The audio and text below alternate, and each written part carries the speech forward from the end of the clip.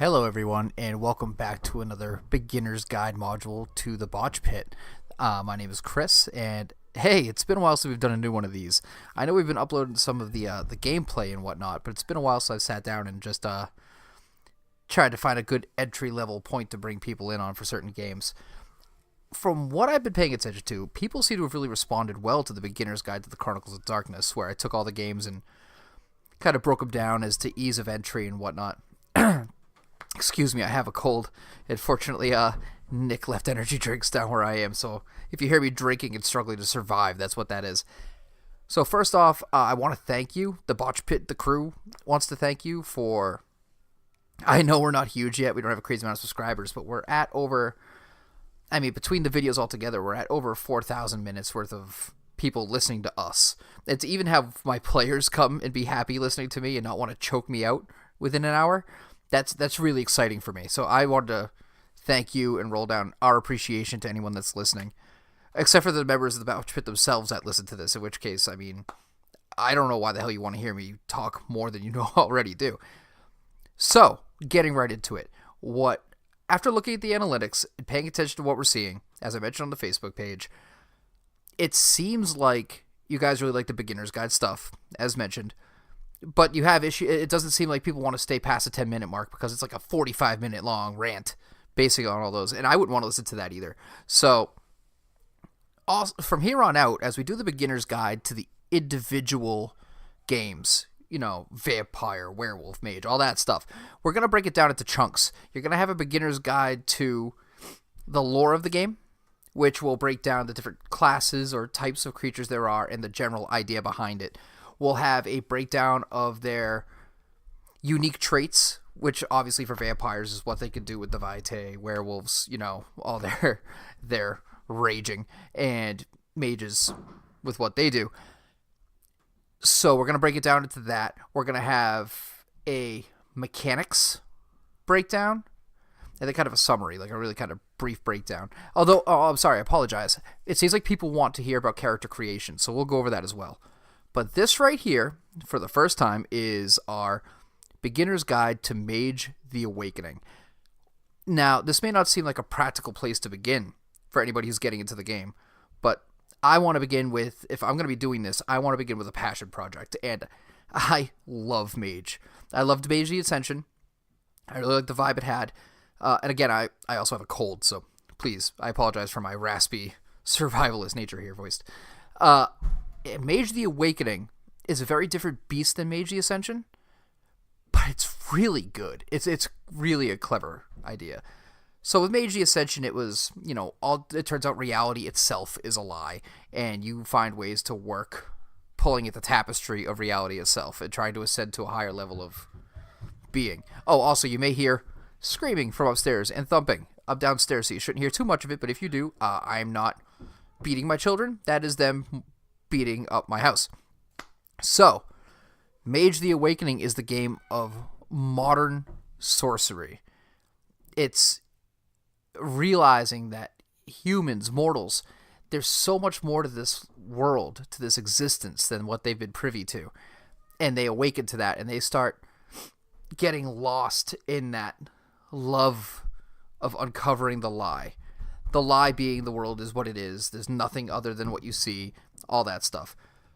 So I just want to give a quick disclaimer that there are going to be times where I blend some of the first and second edition stuff with the lore, simply because they changed a good amount in second edition, and I haven't quite gotten fully intimate with all of that, but it won't affect this because the stuff that they said isn't necessarily mandatory or 100% anymore is still in there as things you may use for your story. You don't have to use that. It's not 100% accurate that that's what happened, but you can use it. For example, I'll start here. Long time ago, humans, they learned, I'm going to boil it down because I'm keeping these to about 10 to 15 minutes. They found out how to work their will on the world, and they settled in a society, Atlantis, and they were pulling down all their magic. It turns out that there's another realm other than what we exist in. It's called the Supernal Realm. And they could pull down that magic from that world and work it into this one. That's how they cast magic, how they protected themselves, how they built the societies they had. and everybody spoke the same language. It was very much like Pangea, but on Atlantis. It was okay. And then they pulled the Tower of Babel, and I'll get to that in a sec.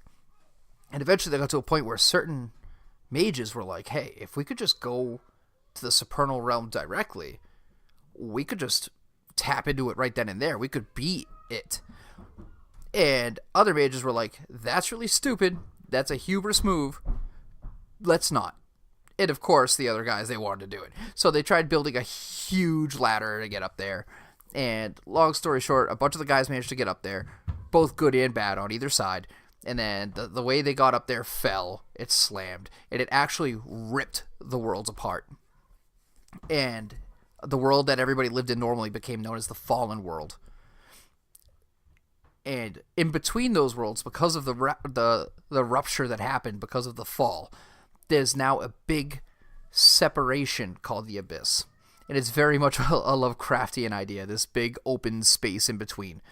The problem is, that bit of abyss has worked its way into everybody's minds and hearts, or souls, or however you want to say it. So for a long time, the mages that were still stuck down here could no longer work their wills upon the world. And then they started having dreams, and they started going through this process where there were these different towers or methods they would ascend through. And they started being able to pull down that supernal magic through that. And no longer could they just use any sort of magic. It was specifically tied to that watchtower that you were from, the path of mage that you came from, which is where you have, let's see if I can do this off my head. You got the Mystigos, which are my favorite, Obrimos, Acanthus, Thyrsus, and Moros. Yes, the Moros. They each had a different affinity. And I'll save a lot of that for the mechanics side of things, because they tie into that. I'll give a quick breakdown. Like the Acanthus, their watchtower is that of almost like the Fae, which is where, almost like the realm of the fairy, they travel through to pull their magic down. They don't say that specifically, that it's the same Change Like the Lost kind of setting, but they all have a setting they're tied to. The Acanthus are tied to that. The Moros, they pull their death magic through the Stygian path, which is very much the world and land of the dead, which is obviously tied to Geist and some of the other ones. You have the Abrimos, which they pull their magic through the land of like the world, the Tower of Angels, in ethereal power, which is why they're so affiliated with Prime as one of their main studies.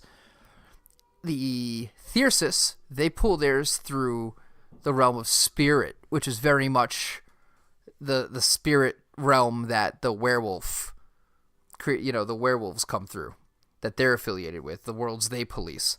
And then you have my favorite, the Mystigos, and their mind and space magic is pulled down through the realm of Pandemonium, which is the land of demons and monsters or whatever. But they really don't clarify what game that could be from. And I'm not going to try to say. I guess in theory, potentially the Obrimos could be working through almost like a world filled with Azoth, which is Promethean the Created. Again, that's all totally conjecture. And I guess you could say Pandemonium might be, they never said it, but maybe it's tied into the God Machine somehow on that. It would explain the demons, even though they're different. It's a whole thing. Another time. Anyway. So that's how they all operate. Again, you've got the Acanthus, which are tied to the Fae. You've got the Moros, which are tied to the Stygian Watchtower, the dead. The Mystigos, Pandemonium, demons. Thyrsus, land of fairy. And all that sort of stuff, which is really cool. And of course, because of that, the different types of magic they can study are all influenced by that realm. Needless to say, the ones that are tied to ethereal energy and power, it's Prime and Forces, obviously. Moros is, I believe it's death and matter. Definitely death, but matter.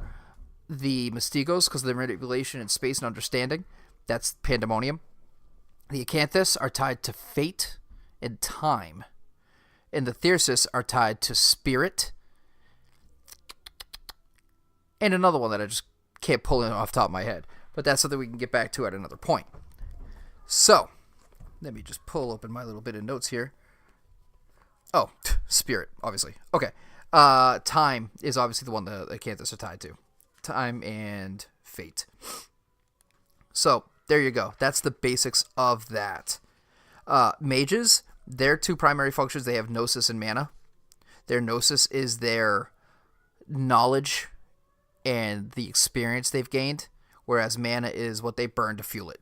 And obviously, through mechanics, there's different things you can do with these aspects, but that's what they are.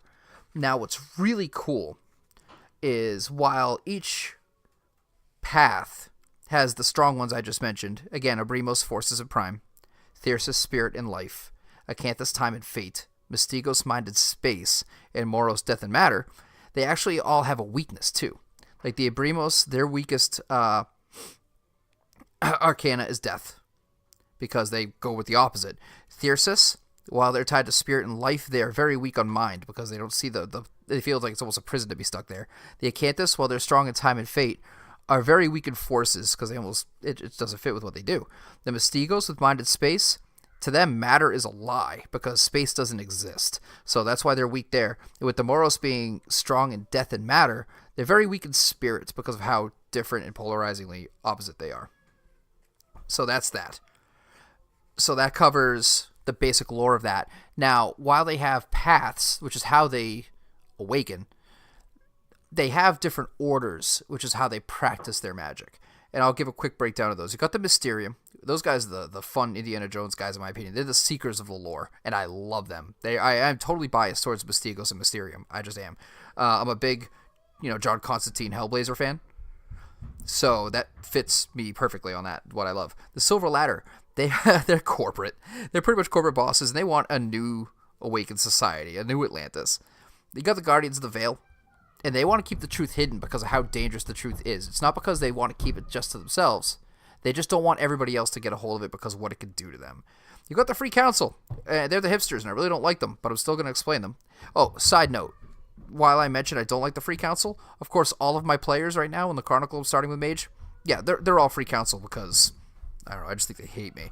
But they're techno-mages, democratic. I don't know. I just can't stand they're hipster mages. I just can't get over it. Then you have the Adamantine Arrow. And they're almost like the bodyguards of the stuff that the other people find, and they're the warriors. So say a Mysterium dude found something, and he realizes he is just out of his league. He may call an Adamantine Arrow buddy to go with him and help him, kick some ass. So with that said, they've got each arcana, they've got 13 practices, and it's based on the dot that you have. Like the first dot of any arcana, it covers knowing, compelling, and unveiling. It means literally just kind of your senses kind of expand, and you can nudge. Oh god, that was terrifying. I do not know what that was. And they can nudge. But it's not anything crazy. What is that sound? Alright then. Second dot is ruling, veiling, and shielding. The third dot's being weaving, fraying, and perfecting. At that point, you're already starting to get pretty skilled. So, once you hit the fourth dot, you've got patterning and unraveling, where you're starting to create and literally disintegrate things. But then, you're just kind of, tiptoeing on the precipice of that. But then you hit the fifth dot, and those are just making and unmaking things. You are not a dude to be trifled with at that point. So, there are other antagonists / player characters that now you could be. You got the Banishers, and they're the ones that almost, they awaken, but they also reject it at the same time, and they think that all this is evil, so they just go on the hunt and just wreck stuff. Now, mind you, I'm not too well versed in the Banishers, because they've got really expanded on in the second edition. And then you have the Seers of the Throne. So, remember how earlier I mentioned that there were good guys and bad guys that got up into the Supernal Realm? Well, the bad guys influence everything happening down here for their own agendas, and they do so primarily using awakened mages called the Seers of the Throne. They are the muscle, the lackeys, the cronies of the Exarchs that sit up there. Those are the bad guys. And they are just kissing ass and hoping that they get brought up there when they serve, they prove themselves valuable enough or they serve their place. Then you have the Oracles, which are the good mages who made it up there that work against them. I also need to point out that in the second edition, they make it seem as if there's not just one Supernal Realm, and that potentially each watchtower is its own Supernal Realm on its own. So that would be like Stygia, the Realm of Angels, the realm of fairy, all of that stuff. It's no longer just one big place that everybody's pulling magic down differently through. It's actually all different places potentially. But again, that's up to storyteller judgment. So, with that said, that's a very brief breakdown of the types of mages, the paths, some of their antagonists. And the whole point of the game is to really, you want to narrow the gap of the abyss. You want to learn all the truths that are out there. Yeah, because it makes you powerful, but that may not be your goal. That almost might be a side effect. But the more powerful you get, the harder it is. The more you know, the harder it is to find things you don't know, which causes you to risk more in the pursuit of learning more, which is almost the definition of hubris. That arrogance that you need to know more or you deserve to know more when you already know so much, it's dangerous. And that's why their primary flaw is hubris. So the reason that working the magic is so difficult in this world is because when that abyss happened, and there's a shard of that abyss in everybody that's not awakened, if you ever work magic around somebody that's not awakened, that bit of the abyss inside of them reacts to you, trying to knock you back. And it can cause something called paradox, which is, that's a treat. But that can take on all sorts of different effects. But either way, the abyss strikes back at you. And here's the real risk. Here's the worst part. Every time you screw up and cause paradox, any mage screws up and causes paradox, that the abyss grows just a little bit larger, and the separation between the Supernal Realm, or realms, and the fallen world gets larger. And there may come a point where people can't work magic ever again at all. And that's a very bad situation when you are part of a species that is nothing more than a bag of flesh and bone. That, any angry werewolf could just kind of slap you into a wall and just, So that's Mage. You are an awakened being. Those are your types, those are your orders, and you're just seeking to know as much as you can, almost for the sake of itself. You may have your own goals, and you should. In fact, it's part of the mechanics. But being a mage is understanding you're in love with that pursuit of always knowing more. And I really like the fact that that's such a cool, grandiose plot. It's not that you're just trying to go and be part of the Supernal Realm, which might be your goal. It's not that you're just trying to kiss the Exarch's ass to become part of the Supernal Realm, might be your goal. But the fact of the matter is, as they say, the journey is more important than the destination. And with Mage the Awakening, that has never been more true. So, thank you for listening. I'm chopping this up, as said. This was the lore. Next time, I'm going to break more into the individual arcana and what they can do. I'm going to break down... I know character creation's a big one. I almost want to do a Chronicles of Darkness character creation and then just do a supplemental mage one. But I don't know. If anybody's listening to this, you tell me. Or maybe I'll bounce over to Vampire and do their lore. Maybe I'll do all the lores first, and then I'll move on to that stuff. I'll figure that out. But if anybody has any requests as to how I go about that, please find us on Facebook at The Botch Pit. Follow us and subscribe on YouTube.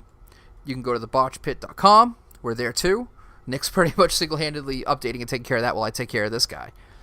And once more, thank you for listening. Really appreciate it. Have a good day. Bye.